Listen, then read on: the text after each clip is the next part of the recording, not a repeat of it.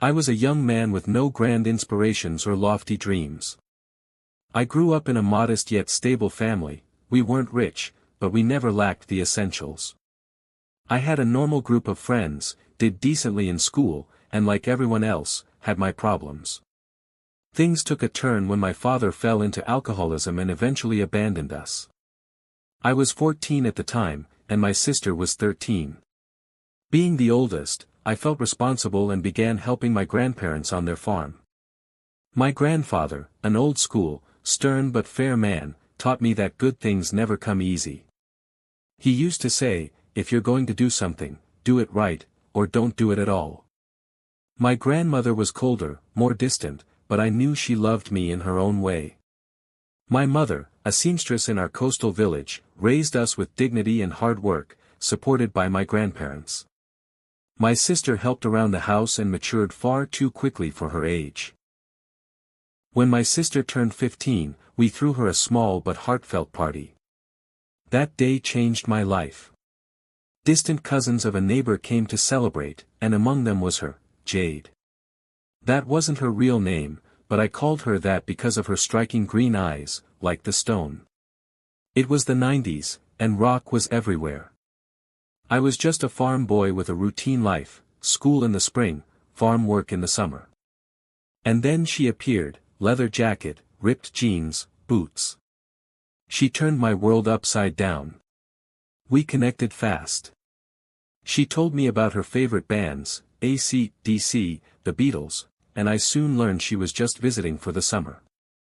Those 2 months were magical. We fell in love. Her uncles, our neighbors, approved of us. They knew I was a good, responsible boy. My mother and grandparents weren't thrilled. They didn't like her style or how she treated me, too intense, too affectionate. Once, I even stole money from my mom to take Jade out. I got punished, and my family was deeply disappointed. My sister called her cat eyes, and warned me about how I worshipped her. Looking back, she was right. I was so deeply infatuated I lost myself. When summer ended, Jade returned to the city for her studies. I was heartbroken. My neighbors let me call her occasionally, and I clung to those moments. 6 months later, I was close to finishing high school. I had saved enough from working on the farm to attend university, the same one Jade went to. My mother hesitated, but saw a better future. My sister stayed behind, promising to join me later, and she did, earning a full scholarship. I studied accounting, made great friends, earned a scholarship, and had enough to take Jade on dates. For 2 years, things were good. Then rumors started, Jade and another guy. She said he was just a classmate. She reassured me, and I let it go. 2 weeks later, she told me she was pregnant. I was terrified, but also happy. Her parents were furious. Mine were shocked.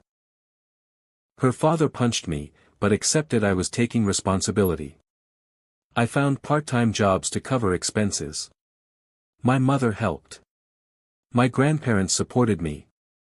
Jade dropped out of school, even though she could have continued. That hurt. Still, I loved her. Even when she didn't cook or clean because she was listening to music or knitting, I let it slide. I thought things would improve. I was naive. When our daughter turned 3, I was working 2 jobs during the 2008 crisis. I began using substances to cope. Things got worse at home. I found out Jade was cheating, again. She said I didn't give her enough time. I forgave her. Again and again. On our daughter's 6th birthday, I had had enough. I was burned out, emotionally destroyed, addicted. One day, I came home with amazing news. I was going to manage a new branch for the company I worked for. But as I arrived, I saw a man leaving my house. Wet hair. A kiss goodbye. That was it. We fought. She said awful things. We divorced. I moved across the city for the new job. My addiction worsened. Marco, the friend who had helped me get the job, was ready to fire me. Then my grandfather came to the city, brought me food, and said, "If you truly love your daughter, fix yourself." After my daughter was born, and the early years passed, something inside me began to break. At first, I didn't notice. I thought the exhaustion was normal. That being irritable and emotionally numb was just part of the sacrifice. I worked 2 jobs, mornings at a small auditing firm, evenings managing inventory and finances at a wholesaler. I slept about 4 hours a night. Jade didn't work, not because she couldn't, but because she didn't want to. She claimed our daughter needed attention, but she barely gave her any. Sometimes I'd come home to find my daughter feverish, sitting alone in front of the TV, while Jade laughed with her headphones on, watching videos or typing away on her laptop. If I said anything, she snapped. "If you don't like it, then do it yourself. I deserve to rest too." I swallowed my words. Work was my only peace, but even that started to fail me. Exhaustion became insomnia. Insomnia turned to anxiety. Anxiety turned to despair. A coworker, in confidence, gave me pills to keep up. At first, it was just that, stimulants to stay awake, to stay focused. But that door led to darker rooms. Soon came stronger stimulants. Then cocaine. Each step forward at work was 2 steps backward at home. Oddly enough, my performance improved, on the surface. Marco promoted me. Hugged me. Praised me. And I felt like a fraud. A shell of a man living only to work and get high. At home, things got worse. Jade's affairs weren't rumors anymore, they were obvious. Once I came home early and heard voices. They pretended it was an old friend visiting. But the man was shirtless, and his jacket was draped over the sofa. I swallowed it all, out of fear, out of dependence, for my daughter. I often sat in the shower, head between my knees, wondering how I ended up like this. It wasn't physical pain, it was the emptiness that kept growing. Sometimes I didn't even need to be high to act like I was. I forgot dates. Missed meetings. Lost control over small things. Jade used it against me. One day, after a fight about a water bill that had mysteriously tripled, I snapped. I didn't hit her. I didn't scream. I threw my phone against the wall. Jade started recording and said if I raised my voice again, she'd report me for domestic violence. I froze. I realized then I had no moral or emotional authority left in that house. And she knew it. And used it. I lived like a prisoner without bars. Working for a family that used me as a cash machine and a scapegoat. I tried to quit drugs on my own, but I relapsed. Every time. Because I just wanted to sleep. Or stop thinking. Or stop feeling. Work, fortunately, was still my anchor. But Marco started to notice. Red eyes, strange smell, absence in meetings. One afternoon, he called me into his office. He said he loved me like a brother, but if this kept up, he'd have to let me go. That night was the beginning of the end. After the divorce, I thought things would get better. That escaping a toxic relationship would be enough. But it wasn't. At first, the silence in my new apartment was a relief. No yelling. No tension. But soon, that silence turned into a weight. Long days. Endless nights. Echoes of my daughter's laughter in the mornings. The smell of improvised breakfasts. Jade's screams when things didn't go her way. All of it haunted me. The apartment came with my new job. It was peaceful. But peace didn't mean happiness. I sat on the couch with a beer in hand, staring at the TV without watching. The walls began to close in. Freedom became loneliness, raw, piercing loneliness. I buried myself in work. Marco gave me the chance to run a new branch. For most, that would have been a new beginning. And for a few weeks, it worked. I dove headfirst into my responsibilities. Early mornings. Late nights. Meetings. Logistics. Suppliers. But inside, I was shattered. Sleep became a memory. I woke up drenched in sweat from nightmares, dreams mixing past trauma and an uncertain future. That's when addiction came back. What once were occasional escapes became daily habits. Alcohol.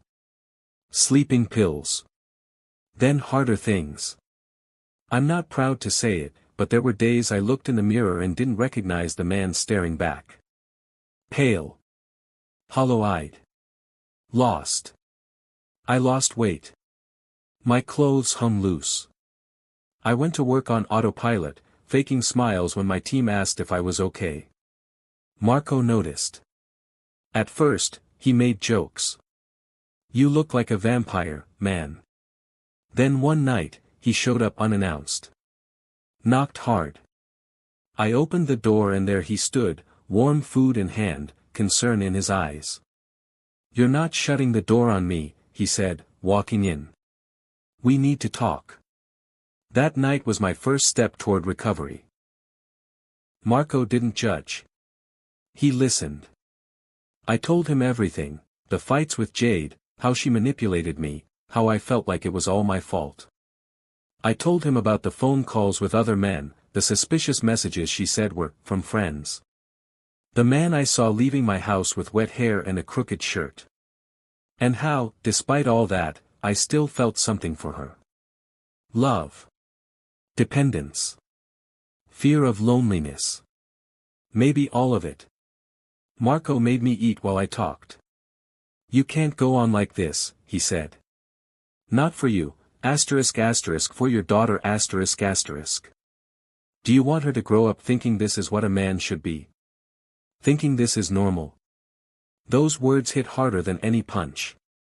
Because he was right. My daughter deserved a present, healthy, strong father. Not a ghost. From that day, Marco didn't leave my side. He took me to the doctor. Helped me get therapy. Stayed with me for days, helping clean the apartment. We threw out everything, needles, bottles, pills. We cleansed the space. Physically and emotionally. The fights with Jade didn't stop entirely. When she found out I was getting better, she came back with mixed messages. Sometimes she said she hated me, that I was a bad father. Other times, that she missed me, that we should try again, for our daughter. But I had crossed the threshold. I wasn't the man she used to control. I responded with firmness. Reminded her she still lived in a house I paid for. That our daughter went to school because of me. That if she truly cared, she needed to stop being a problem. I felt bad speaking like that. But setting boundaries was a form of self-respect. Eventually, she tried to use our daughter against me, threatened to move to another city. That was the final straw. I decided to fight for custody. I was clean. I had evidence. I had witnesses, of her negligence, her revolving door of lovers, her instability. Marco connected me with a great lawyer. We documented everything, bills in my name, photos, message logs, neighbor testimonies. It was painful to relive it all, but every piece of paper, every file, brought me closer to saving my daughter. The trial was tense. Jade screamed in court that I was an addict, an abuser, a monster. But the judge didn't buy the drama. The evidence was clear. My rehab was documented. My recovery, visible. Jade, in contrast, had no job, no routine, no plan. Her lawyer looked ashamed. And so, the day I was granted custody, I felt like I had finally escaped hell. The hell I endured for love, for naivety, for fear, but also for hope. Hope that I could start over. Be the father my daughter deserved. Honor my mother, my grandfather, Marco, all those who believed in me when I didn't. From that moment, my life turned around. The company expanded. My family healed. My daughter is now a bright, young woman deciding what to study in college. Marco loves her like a niece. My grandfather is old and frail now, he is proud of me and my daughter. My grandmother passed, but she left this world in peace, my only regret is that she didn't see me clean. And Marco, he's still my brother, not by blood but by soul. The lifeline who pulled me out before I drowned. If there's one thing I've learned from all this, it's love yourself above all else. Listen to your parents, even when it's hard. One day, you'll understand the sacrifices they made for you. My life isn't perfect, but it's mine. And every morning, I wake up knowing it was worth the fight.